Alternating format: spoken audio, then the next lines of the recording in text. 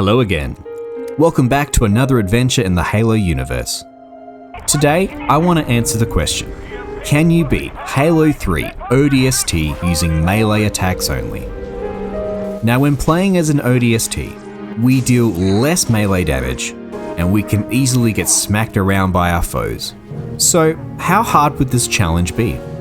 Here are the rules for the run. I want to beat the entire campaign on heroic difficulty. I only want to kill using melee attacks. I won't shoot any guns, shoot any turrets, or throw any grenades. And finally, I'm allowed to drive or fly vehicles, but I'm not allowed to fire any vehicle weapons or splatter enemies. Just letting you know that this is a blind playthrough of this challenge, and I haven't watched anyone else try this before. I'm also playing Halo 3 ODST on PC, and there's no skulls turned on and no mods installed. With all that said, let's get smacking. The adventure had begun, and after punching all the pins, I was alone in the city. When playing as the rookie, nearly all combat on the street is really easy to avoid, so I'm not going to talk about it during this run. We'd reached our first mission. The level started off nicely, and I was able to find a brute shot. As usual, the giant blade would be my best friend for this playthrough. But there were lots of brutes waiting ahead. And even though the blade is sharp, it was easy to get overwhelmed. The most effective strategy was to eliminate a few enemies at a time and then run away to get your stamina back. Fighting with the brute captain left me with dangerously low health. But I had just enough stamina to beat down the grunts, and a cheeky medkit patched up my wounds. Now, we need to remember, I'm not the Master Chief, so even small enemies like grunts and jackals were dangerous. But I found just the right balance of attacking and running away. And health packs made everything feel better. With full stamina and health, I ploughed through the remaining troops and made it through the door. The next section had it all. Grunts, snipers and brutes. It was gonna be a fun time. The snipers showed zero mercy, and trying to thin the crowd was harder than I thought. But I took any opportunity I could find.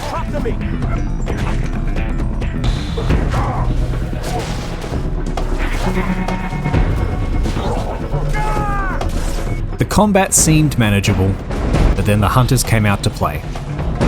And after failing to jump over this bin,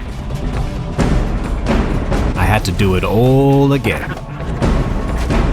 I died a few more times, but I was able to narrowly evade the hunters. We made it to the end using only our fists. Whoa, whoa! Uplift Reserve was next, and I felt like going for a scenic drive.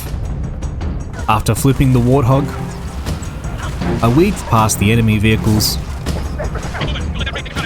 and found a nice looking ghost. The ghost's speed and maneuverability made it very easy to avoid nearly all combat. Some brutes were blocking the way with their superior firepower, but after going for a hike in the mountains, I was able to slip past their blockade. There were a few more turrets to avoid, but it was an incredibly short level, and with no enemy casualties and only one death, I was pretty happy with our progress. Kizingo Boulevard was our next mission, and a wraith wanted to say hello. Lucky for us, it only takes a few good punches to take down these tanks. An enraged brute dropped his precious brute shot, but then a suicide grunt wanted to play tag. Now I can't shoot any projectiles, so there was no way to defend against grenade grunts. All I could do was run away and pray that he hit something else first. The Marines were a good distraction, and after borrowing a ghost, I went hunting for more wraiths. The tank was awesome, and I used it as a giant shovel to scoop up enemy ghosts. The Scorpion provided enough cover to squeeze past the enemy ambush, but many hostiles were waiting for me on the street ahead. I tried many times to take out the turrets,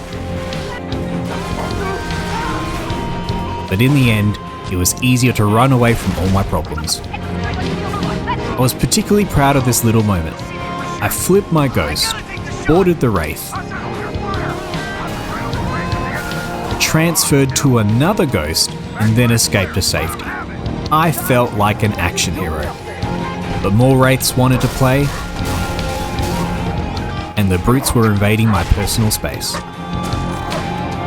Dutch was looking a bit bored, so I gave him a rocket launcher to play with, and the results were awesome. His infinite rockets helped clear the way, and my fist continued to purge the streets.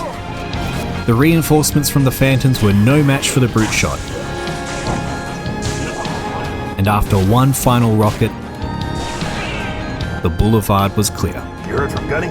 No, Romeo neither. Well, guess it's just you and me. The Alpha Site was under attack. Our mission starts with us blowing up a bridge using explosives. Now, although this technically kills enemies, no points are awarded, so the game doesn't count this as my kill.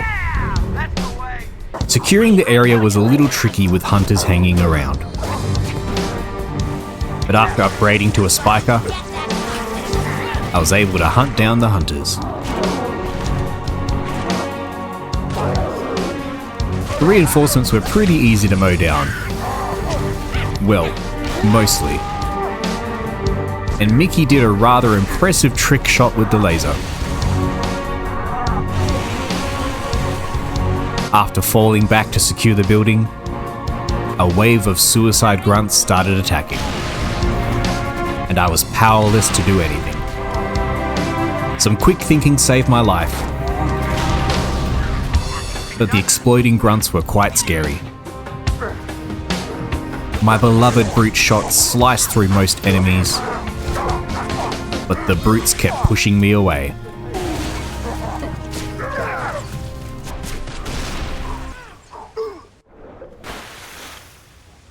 It took a lot of failed attempts, but the stars finally aligned, and the elevator had arrived. That's the last of them, Dutch. Come to my position. There was nowhere to hide from the drones in the lift, and it was too hard to smack them down. But lucky for me, there were 2 health packs sitting on the floor. So I danced through the pain and healed up at the last second. The roof had a standard group of enemies, and after a short battle, we were one step closer to victory. This day ain't turning out so bad after all. The police station was under attack, and I did my best to stealth my way through this mission. By going fast and sticking to the wall, the first 2 fights could easily be avoided. But sadly, there were too many enemies to punch by myself. Going in solo wasn't working. I needed to pace myself, and good old Buck provided me with the backup I needed. He was a very good distraction, and we worked well as a team. After doing some shopping, it was easy to slip past the brutes, cross the bridge of death. Let's get the hell off this thing! The ground forces were easy to take out, but my fists could do nothing to stop the Banshee assault. So, I did nothing. I found a nice cozy place on top of the Pelican and watched the fireworks. For some reason, the aim of the Banshees was terrible, and I was at no risk of harm. After several minutes of chilling out, the end cutscene started, and the mission was over.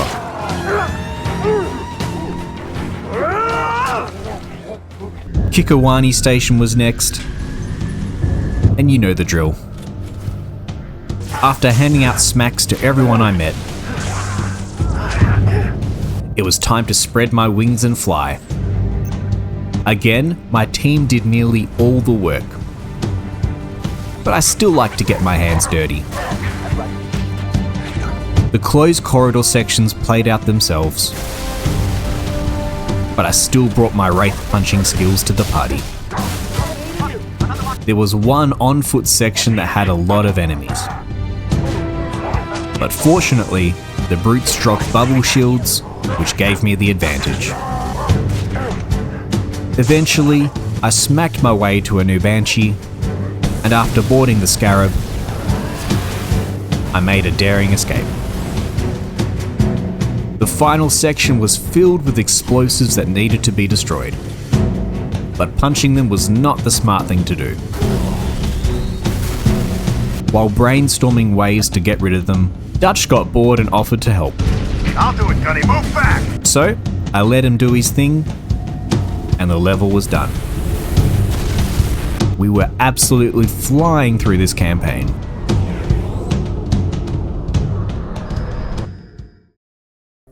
Data Hive was our second last mission, and it was gonna get messy.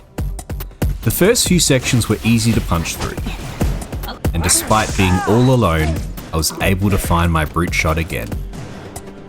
A local police officer wanted to be my friend, and he was a really good distraction while I cleared out the corridors.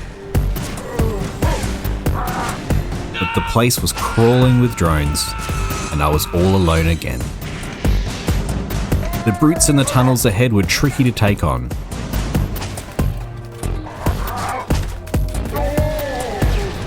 But I systematically hunted them down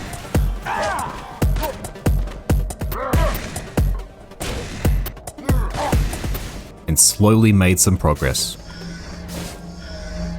There were a silly number of enemies in this room, and I couldn't possibly smack them all down in one go. So I strategically hid behind this pillar and started praying that they wouldn't hit me. I had just enough stamina to take cheap shots at any enemy who came close enough, but my health was getting rather spicy. Pole dancing was very effective, and the brute was kind enough to not kill me. By some miracle, I survived the ambush, and Veronica joined the team. It's you. I thought... With my enemy's attention divided, the smackdowns continued. But multiple swarms of drones were ahead, and they don't mess around. Fighting them seemed like a good idea, but they were too slippery and always flew just out of reach. But it was nice and peaceful under the catwalk, and I was able to sneak to the end without getting overwhelmed. After eliminating a few naughty brutes, the engineer joined our party. The overshield filled me with determination. My new hammer cleared the way, and we survived the Hive. Coastal Highway is our last stop on our adventure. Many brutes were waiting to ambush us, and despite it being absolute chaos, we somehow survived. After commandeering Buck's Warthog, the escort mission began. The first few sections were straightforward, and I was able to smack my way through without too much trouble. But Veronica was under attack from drones, and my fists were not strong enough to save her. I needed Buck's help. I dropped him off at the door, and he started shooting. Buck was having a great time, and he managed to shoot enough drones for Veronica to move on. There were a few more easy battles, but a combination of enemy ghosts and banshees were proving to be quite a challenge. But the solution was simple. Give Buck a bigger gun. I dropped him off near the door, and he saved the day. But these vehicles were absolutely shredding my health.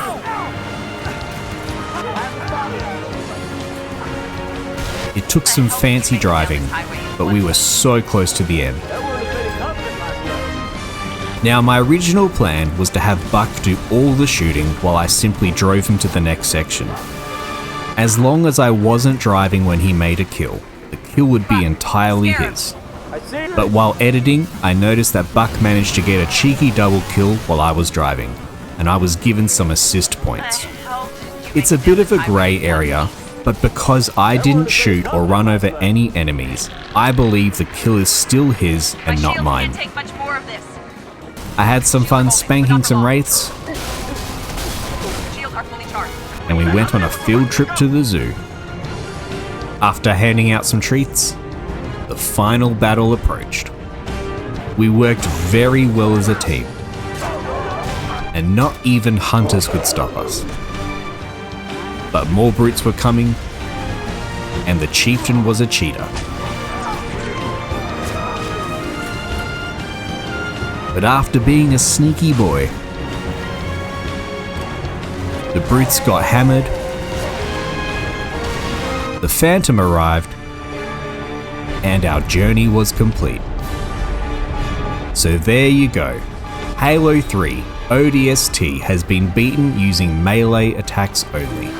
Overall, it was a pretty nice playthrough, and I think it was the easiest Halo challenge I've done to date. So if you're looking for a nice casual challenge to try, this one was pretty chill. Well, thanks again for watching another silly video. I appreciate you spending your time watching my punching shenanigans, and I hope you'll visit again soon. God bless.